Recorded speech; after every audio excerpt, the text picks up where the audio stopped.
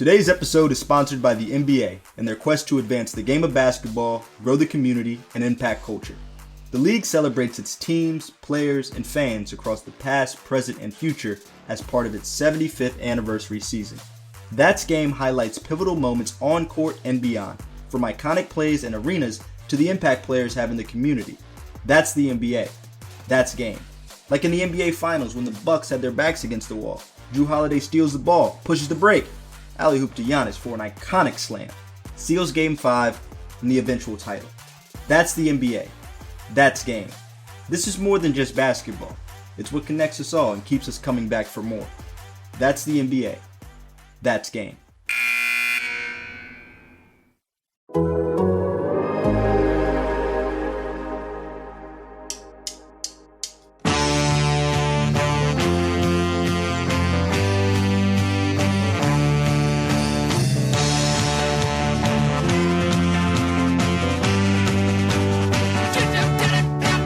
Welcome to the Total Soccer Show. This is the Weekend Review. My name is Ryan Bailey, and joining me today to take a little wander through the weekend's best action is a man who would never be dropped for disciplinary reasons. He's always on time. He's Taylor Rockwell. He has been better about being on time of late, but I do now have that concern that you all will one day drop me for being 5 minutes late. If it happens routinely enough, and then you find out that it's because I was stuck in traffic, I guess that won't let me off the hook. I realised the minute I've actually said the intro for you, Taylor, that you are actually quite often late. Yeah, listening to the commentators talk about how, like, the rule when they were coming up was that, like, if you had a 10 a.m. meeting, you were there at 9:50. I was like, if I have a 10 a.m. recording session, that means I am researching until 9:58, and then setting up. That is my normal. Maybe that needs to change a little bit, otherwise I'm going to get dropped from Mikel Arteta's squad from forever. Little insight for the listener. If Taylor sets a 10 a.m. recording time, you can show up at 10:15. You'll be fine. Taylor runs on Italian time. It's all good. Joining Taylor I'm not going to argue that. Exactly. You'll get no pushback. You're always stuck in your McLaren supercar trying to get to your studio is the problem. Well, that's my mistake is, it's really hard to get into and out of, and I record from home, so it's a really unnecessary thing to get into it, drive around the block, run into traffic, get out of it, get back inside. It's an unnecessary thing, but it's a nice way to feel like I'm greeting the day. Yes, indeed. I couldn't agree more. If you've got a McLaren, you should use it and get in Sunday traffic during a pandemic. Anyway, joining Taylor and I is a man who told us this weekend he gets his hair cut in a place that sells fishing supplies, Graham Ruthven. Hello, and also candy, movie theatre candy. So it's a place for all things. This barbers you really should visit if you ever visit Scotland. So we were chatting on our WhatsApp group this weekend, and it was started, I think, by talking about Gareth Bale's man bun and the undershaving and the technique and the issues that it could present. And it got to like our barbershop habits. Taylor used to hang out in a barbershop, which sounds like a sitcom just waiting to happen. And several different movies as well. Exactly. You've got a franchise coming there, I can tell. And Graham, let's slip that his barbers sells fishing supplies and also, like pick and mix candy, which I find confusing. Like, what was it primarily, Graham? Was it primarily a hairdresser's or primarily a fishing store? That's difficult to answer. It's one side fishing and one side barber, and then at the back is the candy. So it covers all bases. You've got fishing for your adults and candy for your kids, and then, Barbary. Barbary? Is that a word? I'm making it a word. If you're a pirate, I think it is. Okay, what was it called? Let's start there. Yeah. Oh, it's one of these places that doesn't have a name. What? Everyone just Graham, that's not a thing. You can't like high end like the worst type of nightclubs are things that have no names. You can't have a fishing tackle barbershop candy store that has no name. That's either something illegal or something terrifying, or maybe both. Well, every the guy who owns it is nicknamed. God, this deal's getting even weirder, right? But his name is Wilson, but everyone calls him Mulsey. No idea why, and so everyone just calls it Mulsey's. But I couldn't tell you what the actual name of it is. Is it like a symbol, like Prince or something? How do people find this business? Okay, so it's called Tron Barbers. Oh my God! What? See, where it is a place called Tron Court, but now I'm wondering whether that's named after the film. But yeah, this is a peculiar tale. it's not a cool Barbers, right? It's not one of these places where I'm listening to your tales of Ryan saying he gets given a beer, and Taylor saying he hangs out in his Barbers. You wouldn't want to hang out in this place. It's just where I've always got my hair cut. But now, now I'm questioning that choice. Have you ever gone in there, got your number 2 back and sides and whatever you get, and then you've also bought some fishing line and also some candy? Have you ever done the trio in that store? No, but I think there's probably a loyalty card for you get a stamp if you do the trio on one visit. Taylor, how about your barbershop? Did they sell any fishing supplies? They don't. They have random people stopping in to sell stuff, but it's never as fun as fishing supplies. It's usually clothing and expired food products is usually what gets hawked in the barbershop. Hang on. So, like, there's an open door policy. If you've got some expiring food, you can walk in and try and sell it to the customers? I mean, I don't think the barbers necessarily love it. It seems to be a walk in, anybody want to buy this? And then there's silence, and then they walk out. That happens like every other time I'm in there, somebody sells something. Wow. I suddenly feel like I'm some sort of middle-class elitist that my hairdresser just cuts hair now. That's all I can say. I mean, that is correct. That is how it works. If you don't have convoluted, confusing stories about the origin of the barbershop and everything they sell, then you're a middle-class fraud. That's how it works. That's correct, yeah. And I'm willing to bet that Gareth Bale's hairdressers is just dedicated to cutting his hair as well. But we did start this debate because of that undershaving technique. Mm-hmm. And I was thinking about it quite a lot after our conversation. Like, if you let the man bun down, you let the hair down or whatever it does, A, his ball patch is going to show, but B, wouldn't it be a bit weird that he's got that undershaving thing going on? You've got to commit to the bun if you've got that cut, right? Yeah, I mean, that's the thing. It's a really... And he never used to do it that way. I just wonder that I was leaning on Taylor's second-hand expertise of having spent so much time in the barbershop to explain why you would shave a band around the bottom when your whole thing is going for long on the top. I mean, I don't know what's fashionable with the children's these days, and that might be a thing, because sometimes hairstyles that I'm like, that's a choice, become ubiquitous. But yeah, my assumption was that maybe the hair on the sides wasn't growing fast enough to then be pulled back into the man bun, and you can't have flyaways. Weirdly, this stands out of my head because I remember there was like a promo thing for Real Madrid when he was still there, when Ronaldo was still there, and Ronaldo's hair was impeccable. Like, it was all perfect and everything was exactly right. And then Bale had flyaways all over the place. And I just like to believe that he saw that marketing campaign and thought, no more of that. It's always got to be perfect from now on. So that's what he's doing.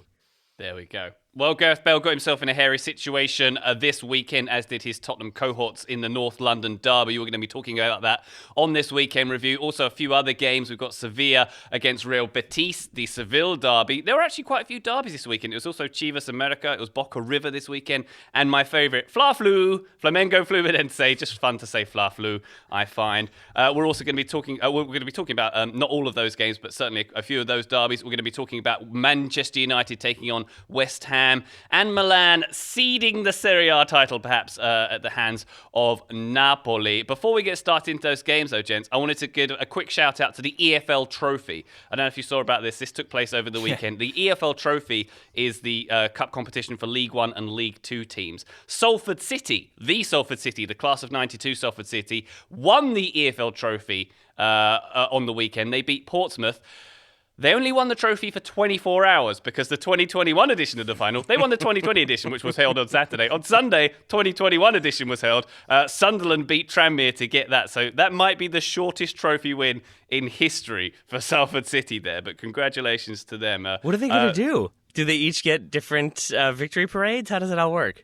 According to the Guardian piece that I read there, it's Salford's first major piece of silverware. They only had their hands on it for a matter of minutes. They had to leave with a replica of the EFL Trophy when the original was sanitised and prepared for Sunderland to eventually lift and break their Wembley hoodoo as well. So, I mean, a very short-lived, maybe just a few pints on the Saturday evening, I think, Graham. Yeah, and in non-COVID times, you saying that the trophy was sanitised after Salford City had their hands on it would really paint...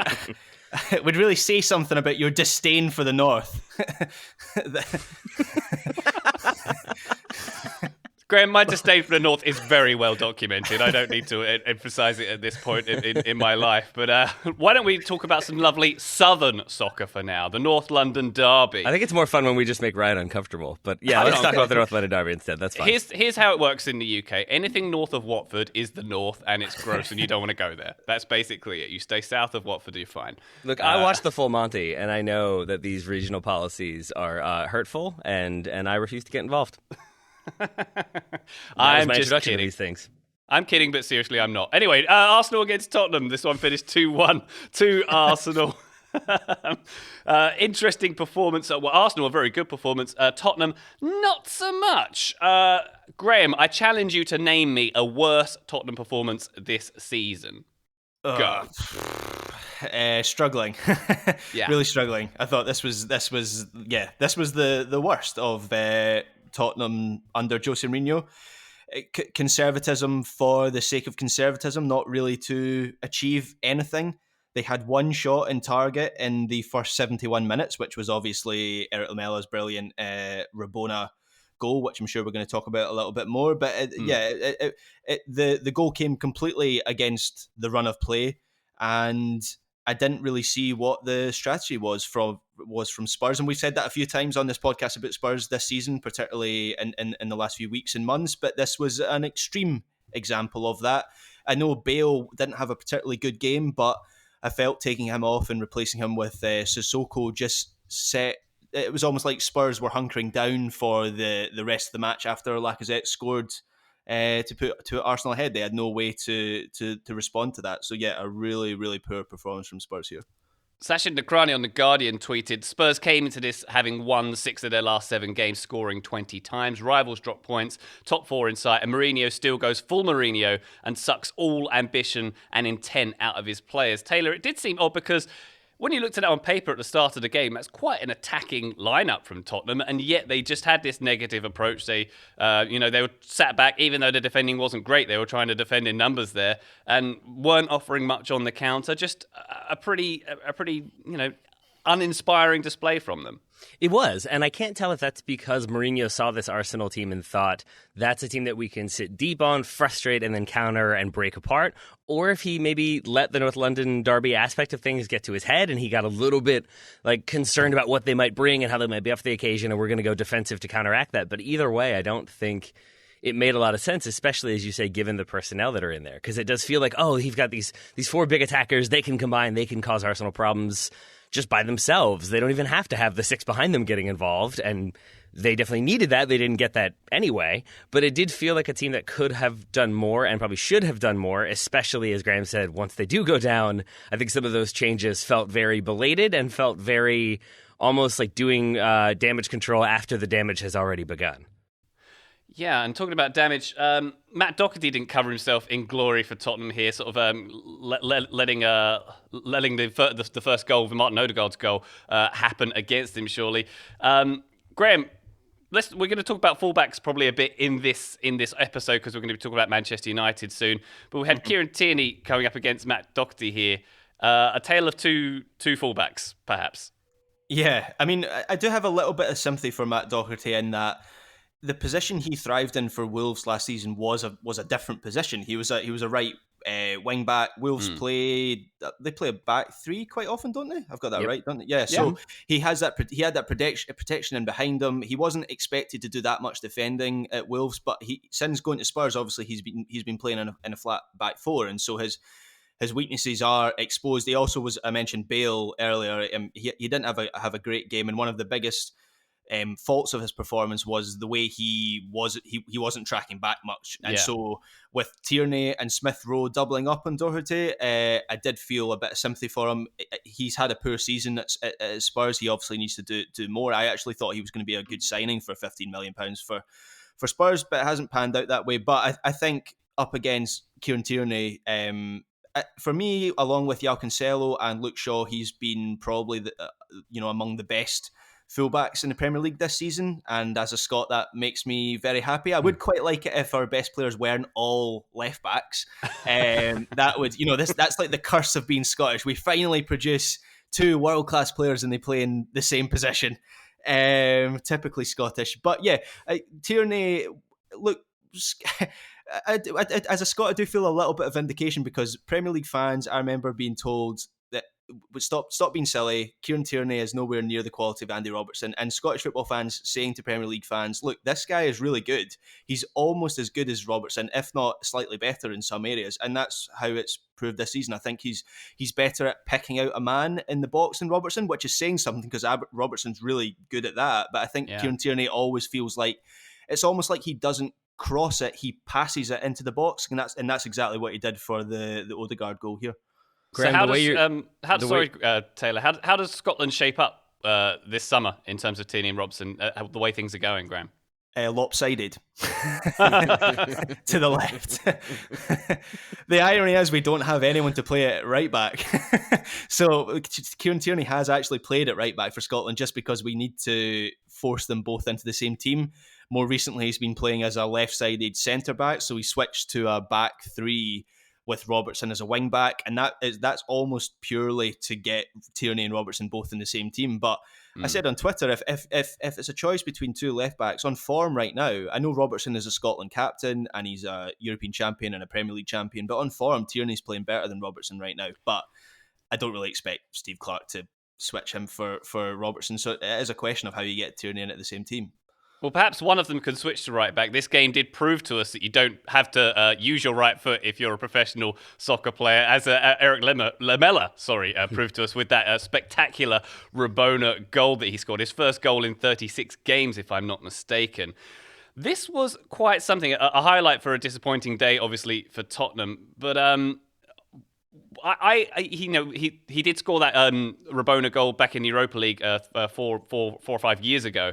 But this one, I thought, was even better. It was absolutely spectacular, not just because of the accuracy and that he nutmegged Thomas Partey, but it was the way he kept it down as well, because usually with a Rabona, you're chipping it in the air, but he kept it sort of... He stabbed at it. It was on the floor. Taylor, did you think that this was an amazing goal? I'll say that I watched a lot of these games on my own, on my couch, and I stood up and yelped when that went in. And I have no interest in Tottenham or Arsenal, no specific ties to them, but that was like a very, very exciting moment when that happened. I think I made a high-pitched noise and fell back into my chair. No, this was pretty impressive, and it is the type of thing where there are certain moments when a player does this and you think like, oh, you do not have that right foot, you are just not going to use it, and that's not great. But in this moment when he hits it as perfectly as he does, you just have to think like, well, thank goodness he doesn't have that right foot, so we get this moment. Because it's the technique, it's the power behind it, it's the meg, it's the side netting, and the sort of, whenever the ball can do certain things when it goes in that makes the goal that much better. I will forever believe that when it like tings off the underside of the crossbar, hits the bottom, and then goes back up into the top netting, that's like one of the prettiest goals you can score. Yeah. But the like perfectly nestled into the side netting and then rolling to the back corner sort of finish is also very pretty, and that's exactly what this is. We also did have, I think, Leno at full stretch, and anytime you have a goalkeeper laying out for a shot that they just can't get to, it makes it that much better. So yeah, all in all, I love this goal so much, and it did feel like, oh, here we go. This is the Jose Mourinho special. This is why he subs in Eric Lamela, and then things don't quite go to plan. There's even a little bit of, I don't know about you, but there's even a little bit of swerve, like a touch of swerve on it. I don't even know how you do that. Like, I mean, obviously I wouldn't be able to do that, but physically I don't know how you put swerve on a Rabona shot. No, and then I think nor does Cedric Suarez, who his celebration was my favorite, of just the hands to the head running behind in disbelief. Reguilon, sometimes you'll get that. Reguilon. Oh, was it Reguilon? Excuse me. Yeah, of course it wasn't Suarez. It was Reguilon. But yeah, the just that sort of like sometimes you get the hyperbolic celebration. That one felt very much like I don't know what else to do because that was just so ridiculous. But there are people criticising him for not using his right foot there, but I just thought the decision-making was wonderful. He's got an absolute split second where the ball is put into his path by Lucas Moura. And it's like if it was put more towards his right foot, he probably would have taken it. But he had to move his body slightly and make that split-second decision. That's what makes it all the more impressive to me. And he kind of fools the defenders because he's not shaping up to shoot. He's not, pulling his shoulder back to take that right-footed shot. So that it was disguised as well. So that was a really, really impressive. I think it's one of the all-time great Premier League goals, if I'm honest. I hope I'm not being too hyperbolic when I say that. I don't think you are. That's about how I felt. I told my wife when she came home, it was like, oh, it's a Ballon d'Or nominee for sure. Or not Ballon d'Or, the Puskás Award. Yeah, I'm on point today. But I think because, Ryan, for me, when you see a Rabona, or like the few times I've been able to pull off a Rabona in a game, it's usually a momentary realization of like, oh, I could try that and see what happens. But it's not necessarily a deliberate decision. It tends to be a lot more improvised. And in this moment, this one is certainly improvised, but it's still so technically well hit that it feels like a thing that he almost... Like, I picture him practicing in a sort of hysterical way after training, of instead of shooting, like I'm shooting with my left foot and then I'm rebounding with my left foot and somehow I'm equally accurate. And I guess that accuracy paid off here. Yeah. Well, Tottenham did wake up towards the end of the game when Eric Lamela received his second yellow card. Yeah. An eventful day for him, being subbed on, scoring an absolute worldie, and then making an unceremonious exit before full time as well. But yeah, it was a sort of nervous last 10 minutes for Arsenal this game. It's certainly. Harry Kane kind of woke up towards the end as well. I don't think I've noticed him on the field until he sort of had that free kick that hit the post towards the end as well. But we've got to give full credit to Arsenal, haven't we, gents? Because despite their captain being absent for, as we mentioned, being late, his supercar getting stuck in traffic reportedly on the way to the stadium, apparently Pierre-Emerick Aubameyang's timekeeping and ability to reach team meetings leaves a lot to be desired in general. So this may have been the tip of the what broke the straw that broke the camel's back. That's what I'm trying to get to here. Sorry, I'm struggling to put out words. I'm rubbing off on morning. You. I apologize. But full credit to Arsenal here. A really, really good performance. And I think, as Graham mentioned there, with Tierney and Smith-Rowe on that left side, they were really, really strong. Cedric was brilliant in this game. Martin Odegaard had a wonderful game. Before we get into the tactics and stuff like that with Arsenal, Cedric had the duty of laying down on the floor for the free kick. I think he did this a couple of times. He was facing towards his own goal. Yeah. If you were doing that, wouldn't you face the shot so you knew if you were about to be hit in the back of the head? Is that just me? There's got to be a theory here, because he's not the first who I've spotted doing that, facing away from the ball. So it's something that's spreading through dressing rooms, and I want to know what the theory is. Taylor, you got any ideas? I mean, I've got an idea that Ryan is a lunatic. You want to lay on the ground where you can't use your hands to defend yourself, and then have them rip a low shot straight at your face. Yeah, I think I'll go turtle. Like, I'll tighten up the neck and just hope it hits the back of my head, but a little bit of my neck, a little bit of my upper back, and I can handle that one. But there are so many more things that I don't want a soccer ball smashing into in my front parts as opposed to my back parts. Yeah, but by that logic, why do walls not face the other way? You face the ball so that you're alert to the game. So if Graham, I think you've stumbled on it here. Maybe they shouldn't. Maybe that's what we're learning, is the jumping and the twisting is the problem. Maybe they should be facing away. Yes, we're automatically going to get 6 concussions a game, but maybe that's worth it for the price of not getting Ronaldo nutmegged for a free kick. I'm sorry, but I would rather be facing the ball when it came towards my face, or gentleman's lunchbox, rather than facing away and not knowing when it's going to concuss me in the back of the head. I can't agree with you, Taylor. It's the stationary thing that really factors into it for me. Like, if I'm on my feet, yeah, I'd rather face the shot so I can twist and contort a little bit. I think if I'm lying down, my instinct is going to be to cover up with my hands, which you cannot do in the box. I'm still really excited. I tweeted this. I'm still very excited for the moment that somebody tries to pass around that wall and we have a full Three Stooges moment when they all just fall over the prone player. That's going to be terrific. And talking about falling over, how about that penalty with Lacazette taking an air shot and then Sanchez sort of wading in and putting in a rather unwarranted challenge on him to win a penalty? Do we have any objections to that being a penalty? I think if he actually gets proper connection with that shot, then it's probably just a block and nothing happens there. But I can't doubt the referee for giving that one personally. Graham, any thoughts on that?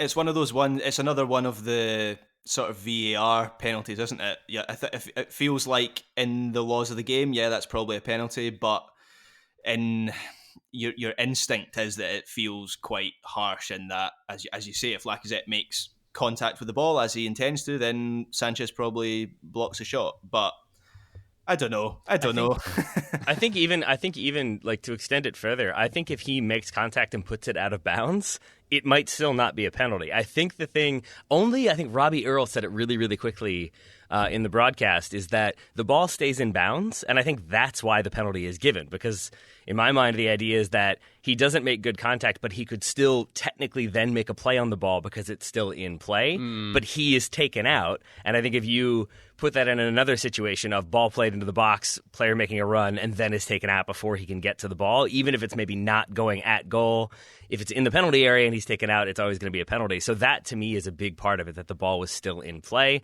But then there is also the idea of, you can't take out the entire player as you get the ball. Though Granit Xhaka seems to have found a way to do that in open play pretty regularly. So credit to him. And Harry Kane. Well, yeah, there's that too. Yeah, can we talk about Harry Kane for a second there? Because there was this going around on social media, the incident with him putting his elbow on Gabriel and nothing being given for it. He is a low-key, very dirty player, isn't he, Harry Kane? He does that kind of thing quite a lot. And that thing he does a lot where instead of contesting a header, he'll sort of bend down and let the opponent sort of fall on him and almost break their neck when they fall. He does that kind of thing quite a lot. It's pretty unedifying, isn't it, Graham? Yep, and I don't know about the coverage in the US, but here in the UK, it never gets picked up. The only analysis I've seen of it is on social media, on the BBC, on Sky, BT, all the broadcasters.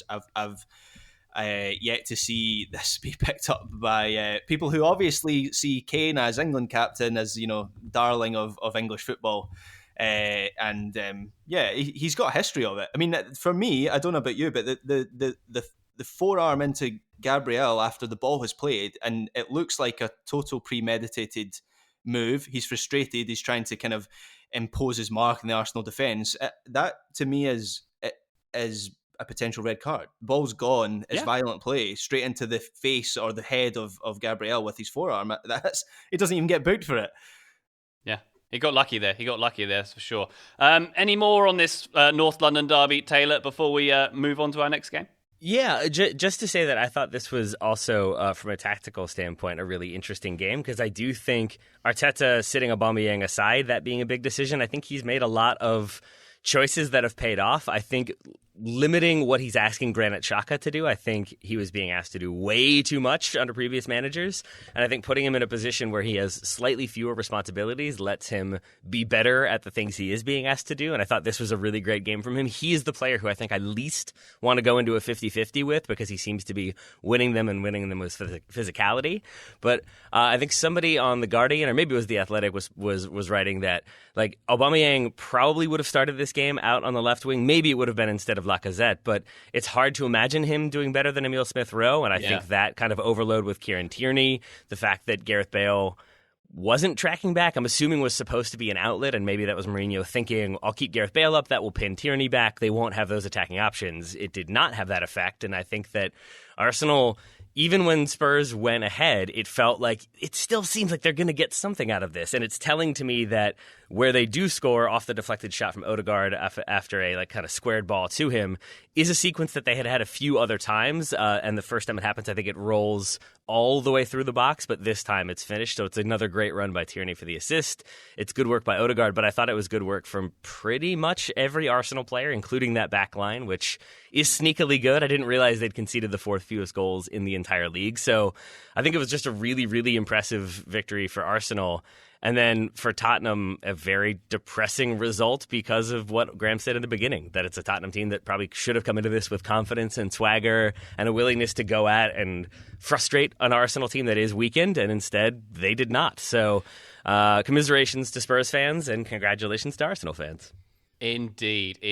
Yeah, not the expected result if you're a Tottenham fan going into this one. I certainly had them getting a narrow win out of this one. And on Gareth Bale, by the way, I'm sorry to harp on about this one, but he's got a lot of pelters for not covering Doherty at the back, and that's fair enough. But this very negative setup, it doesn't really play to his strengths necessarily. So maybe we can give pelters to Mourinho for starting him and then playing this kind of way. Any thoughts on that, Graham?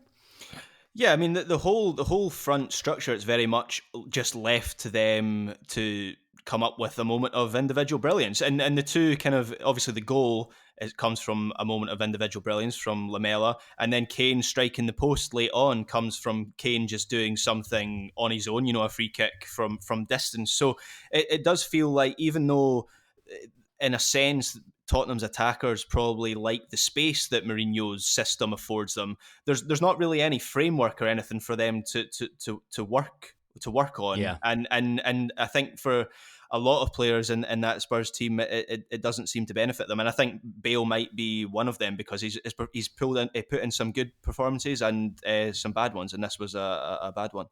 I think Mourinho always gets that billing of being a pragmatist, that he analyzes the opponent, he figures out what's going to cause them the greatest problem. Usually it tends to be a compact defense, and then playing on the counter is what plays to their strengths. But here I thought some of that sort of ability to change it up was almost a hindrance to them, because when Son goes off, Lucas slides over, Lamela comes on. He is that central number 10. I think by the end of the game they had 4 different players trying to play that position, but maybe you have the ability to do that if you have the talent there, but what you don't have then is a familiarity, so you don't have one of them sliding over to help cover. It doesn't allow Højbjerg as that right central midfielder to slide over and maybe help Doherty a little bit more. I think it creates a lack of rhythm and a lack of familiarity that causes issues. And I think the thing that really stood out, sorry, Ryan, I know you said final thoughts and now here we are, but like, Graham, I'm sure you've experienced the always fun situation of having your match report sort of mostly written and then a goal is scored very, very late and you kind of have to change it up.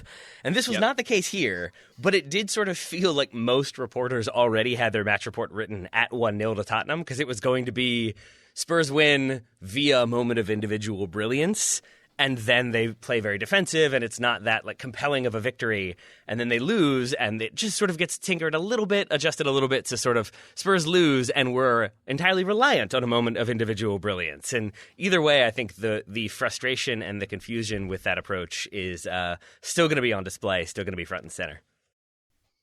It will indeed. That was the action from the Emirates. When we come back after these messages, we're going to head to the Theatre of Dreams.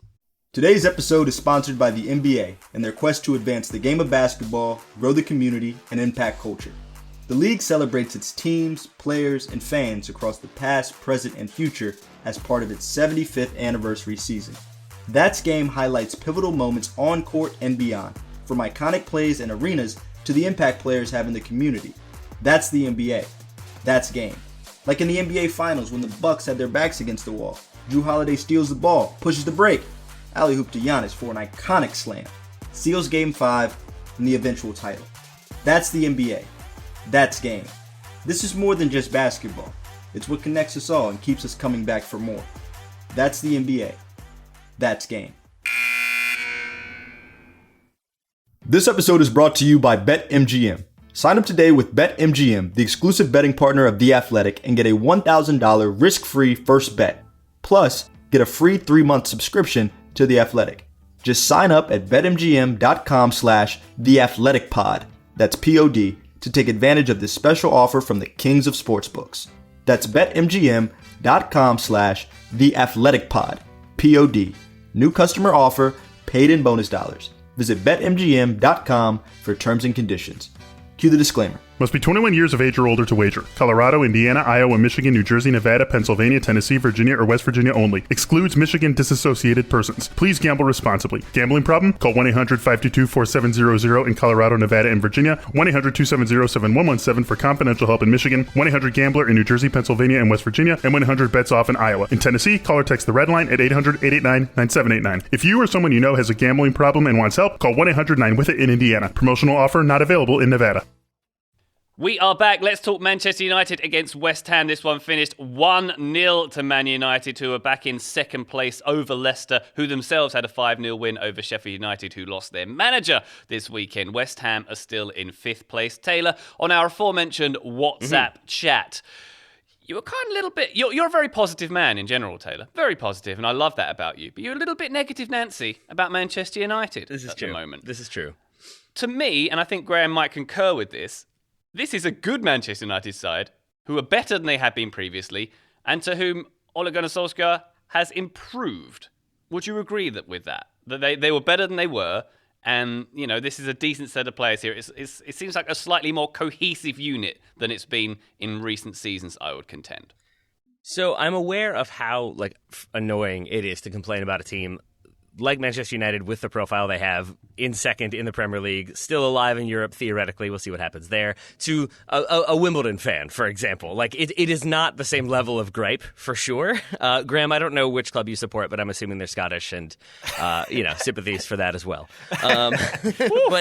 But I think, like, Ryan, to your question, my answer to all of that is, like, I think so. And I think that's where my frustration with Manchester United is that, like, they always seem like they're making progress, but then there are those moments of, like, well, that was better last game, but now it's back to what it was. And I think that change made sense, but I can't tell if it was intentional or a thing they'd worked on. And I think overall what it comes down to is just that with Manchester United this season, I think teams sort of have worked out how to cause them problems, and the biggest way is to bunker and sit deep and then counter on them.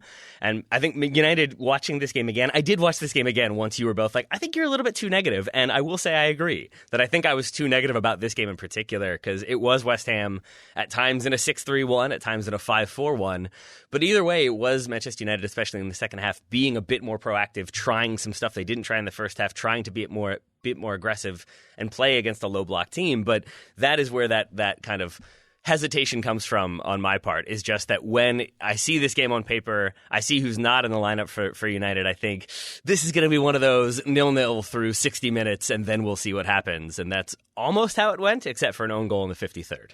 Yeah, exactly. And I think it was a very good performance from many Manchester United players here. The fullbacks, and Luke Shaw had a great game. Wan-Bissaka, I thought, is really competent in defence. Maybe not as good as Shaw going forward or banging the crosses in, but very, very good from him as well. And Harry Maguire, who you could even argue he's underrated in that he doesn't get as much attention for the good games that he has. And this was a very good game. I thought very, very competent stuff from Maguire. And going forward, yes, you can say that Bruno Fernandes didn't have a classic, a few scuff shots. Looks like he might need an enforced break, if you will. But then, like, Mason Greenwood up top doing wonders for my campaign to have him as number one over Tony Martial in that position as well. Graham, what did you make of United here? Yep, I thought I'm pleased you mentioned Maguire, because I think we're all very quick to jump on him when he has a bad game, and obviously the price tag he had is the thing that hangs over him in every game that he plays, and it's not really his fault. That's what Manchester United agreed to pay for him, and it's nothing to do with him. But I thought he had a really good game here, and actually I felt like the way Moyes set up his team for this game was to make the most of the set pieces. We all know that West Ham have been very good at set pieces this season, and they probably looked at how Manchester United recently have been quite vulnerable from set pieces. And the one he didn't count on Harry Maguire having one of his best games of the season, and I think he was one of the biggest differences between the two teams. And yeah, I think just going back to looking, I get what Taylor's saying. It feels like Manchester United, consistency is still an issue for them. They're a very streaky team. They're arguably the streakiest team I've ever come across in my life. They seem to go in these 10-game unbeaten runs and then they struggle for wins after that. But I think if you look at the bigger picture with Manchester United, last season was Solskjaer's first full season in the job. They finished third. This season they're on course to finish second. And so since Ferguson retired, we're now 2.5 years into, or coming up to 2.5 years under Solskjaer at Manchester United, and it still feels like, to me, they're moving forward. And no manager since Ferguson has achieved that. So I read over the weekend Solskjaer is going to get a new contract. I think I question the timing of that a little bit, just because this season could still collapse. And so what happens if he signs a new contract? Man United finish outside the top four and get knocked out of the cup competitions. The timing's going to look a bit funny. But as things stand, I do think he's probably deserved at least a discussion of a new contract. But the next step is going to be the most difficult one for him. Can he genuinely challenge for a title? Can they win a title? Because that will be what defines his time as Man United manager. But this was a game I felt like Manchester United wouldn't have won this game last season or in previous seasons. And I know they got a bit of luck with the own goal, but they still forced the issue. They still created the chance for it to be scored from. And yeah, I saw signs of their progress in this game, even though it wasn't a rip-roaring, attacking, exhilarating performance. Graham, yeah. I was gonna ask you that, like, because that's what I struggle with, is when people say, like, oh no, this team is improving, they are getting better, you can see the progress. Like, I think at times you can, and then at times you can't. So would you point to that they were able to get that result, that they did kind of get more aggressive in the second half? Is that what you mean when you say you see that progress there? Yeah, absolutely. I mean, you go back to the Mourinho days or the Van Gaal days in particular, Manchester United would go behind and it didn't really, or they wouldn't find a way through, so it'd be 0-0 or they'd be losing, and it never really felt like there was a climax. That that Man United were really going for it, and I always feel like that even when they don't get the goal under Solskjaer, there is that sense of they're throwing everything into it. So yes, this was 1-0 with an own goal, but Greenwood hits the woodwork twice in this game. I think Man United had 15 shots compared to West Ham 7. So there's no doubt that they created more from the match against a low defensive block that last season and the seasons before they would have struggled against. So it's definitely not the finished product. I still feel like Man United are probably 3 starting players away from really challenging City and maybe Liverpool once they get back to full strength. But they are. I do feel like they are moving forward. I'd say holistically, this feels like a Solskjaer team now as well. If you look at it from overall, like the team he inherited was a sort of Frankenstein's monster of the past 4 managers, arguably, and now you see more of a. I think I used the word cohesion before, but more cohesion. I feel more like this is a team that knows what it's doing. They're not throwing spaghetti at the wall and seeing what sticks like maybe previous managers have done at Manchester United. Does that make sense, Taylor? It does. I think this is probably me being overly negative, but it's like Luke Shaw would be a very good example of what you're talking about this player that's found consistency, found form, but is a player that I would say has elevated his performance because they brought in his replacement this season. They brought in Alex Telles to essentially challenge him and maybe outright supplant him. And then that doesn't end up working. Luke Shaw becomes a more consistent player, a better player. And I think for me, there's a way of seeing that as like, oh, this is what you do. You bring in a player to challenge, you make that player get better, and now here we are.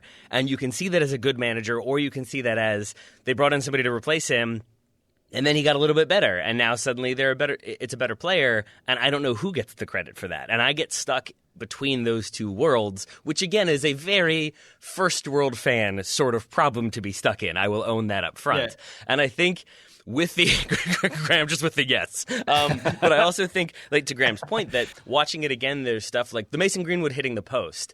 That argument used to frustrate me because it's sort of, I played with people who were like, oh, I had a really good game. I hit the post 4 times. It's like, yeah, but we lost 2-0. If 2 of those had gone in, that would be a good game. That they didn't is not. But watching him again, especially in the second half, the way West Ham were set up to defend, they did not really much care about the ball in the channel, and they were happy to let Greenwood sort of get into that space, usually in a one-on-one scenario. If United sent attackers forward, West Ham would try to track them with at least 2 people paying attention. And I felt like in the second half, Greenwood took advantage of that 1v1 and sort of drove at that defense a little bit more, tried a few more things. And I didn't see as much from that from a Manchester United perspective in that first half of people, all right, I'm going to take it on. I'm going to try to get around you, and that will create some uncertainty. It was a lot of lateral and slow passing. Mason Greenwood in the second half, taking people on, creating, hitting the post. And I would argue even for the own goal, yes, it's an own goal, but it comes about because he drives in and then plays that ball in that has to be kind of poked clear at the last second. Otherwise, it's going to be a goal. So even there, it is Manchester United changing it up and being more aggressive and trying some stuff in those 1v1 situations. I think Graham is correct. They probably need more players who can do that and make different runs and have a more varied attack. But watching it again, I think this is a much more positive result than I was willing to give it credit for initially. So thank you both for making me feel better. I shall try to be positive from now on. Can I just pick up the Luke Shaw point with not knowing whether it's Solskjaer or Alex Telles coming in, and I think that's a fair point. It's such a clear catalyst for Solskjaer for Shaw, I should say, to get better was Telles coming in, and all of a sudden Shaw's the best left back in the country.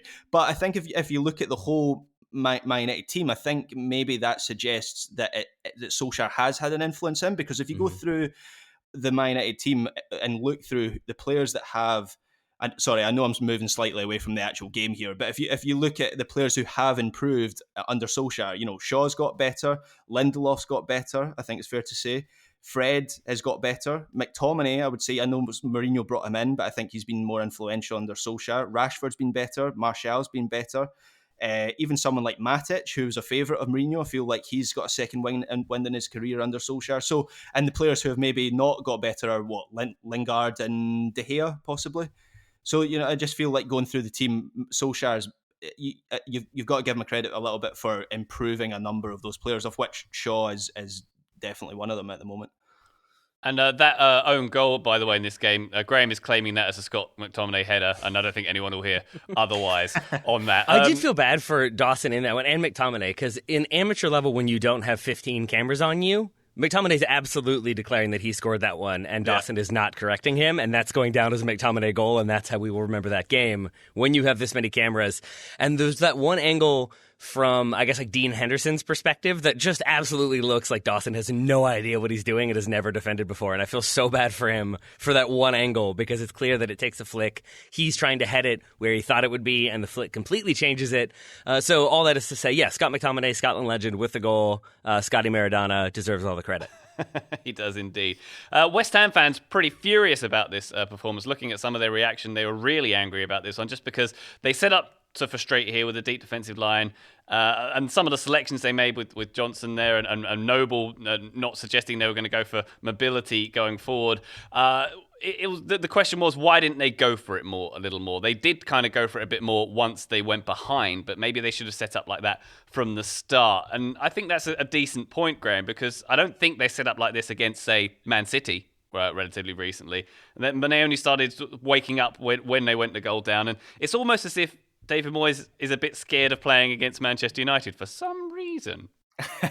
Yeah, well, he's am I right in saying he's yet to win as a visiting manager at Old Trafford? I think 6 times and he's not won yet. Yes. Yeah, and he barely won as the home manager at Old Trafford as well. So there's something about that stadium.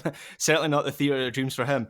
I in hindsight, yes, he got it wrong, David Moyes. There's absolutely no doubt about that. I think, as I kind of referenced earlier, I think what he was trying to do was, he obviously saw a strength in his team from set pieces, and he saw a weakness from Manchester United. And I feel like they were very much playing for set pieces and hoping to get players like Souček and you know and Dawson obviously into. Obviously, he did find the back of the net, but the get him into position to find the right net. And it didn't really work. And then Lanzini and Benrahma came on. And yes, in hindsight, at least one of those two creators should have started the game and given West Ham more of a creative foothold in the match. But I struggle to criticise Moyes a little bit this season, just because I feel like he's done such a good job with this team. They're in a position to potentially qualify for the Champions League, and they'll likely finish in the European places. But he did get this one wrong. There was a Twitter rumor before the game, and I've yet to verify it. I've yet to find the TV clip of this, but Jamie Redknapp, who was doing the TV punditry, so I'm going to struggle to get through this without laughing. It's a good one.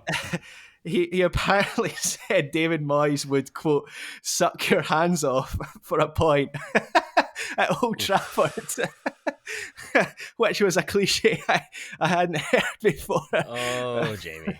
I mean, oh boy. Graham, let's be fair to it. Have you never been in your hairdressers and you're like, oh, I'd suck your hand off for some of that pick and mix candy over there, but just the ones just behind the fishing supplies? You must have been in that situation. No, but I have heard it in the barbershop uttered from time to time, but I've never heard it uttered on TV before. Suck your hands off for a point.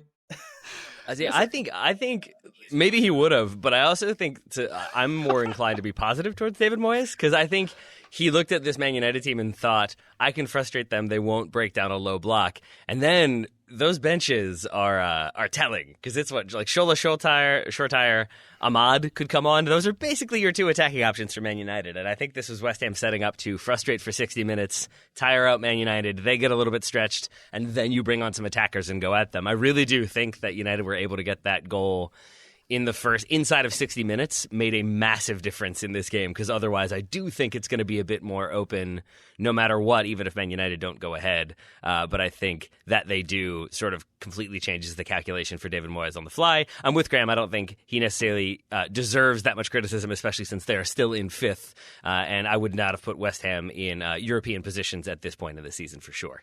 Yeah, completely fair. Let's give Moyes the benefit of the doubt there, West Ham fans. He's doing okay this season in general. We're going to go continental very shortly after these important messages. This episode is brought to you by HP. Whenever you do your best thinking, the HP Spectre X360 is ready when inspiration strikes. With power save for battery life and focus mode to multitask, you can do your best thinking whenever and wherever it happens. You can't always schedule when and where you might have a brilliant thought, whether it's in the morning or before bed, when you're at your computer or away from it. Thinking can happen anywhere and anytime. The HP Spectre X360 2-in-1 convertible PC with Windows 10 saves battery life for whenever an idea hits you. HP Spectre X360, a more thoughtful laptop. Total Soccer Show, we are back. Let's head to the San Siro where Milan took on Napoli. Napoli coming away 1-0 winners in this one. A big blow to Milan's title hopes. They're now 9 points behind Inter with 11 games to go into the 1-2-1 at Torino this weekend. And Juve are just 1 point behind Milan with a 3-1 win at Cagliari, with Ronaldo getting a first half hat-trick in that one. Graham, I thought this was actually a pretty decent game, and particularly arresting in the last 15 minutes or so.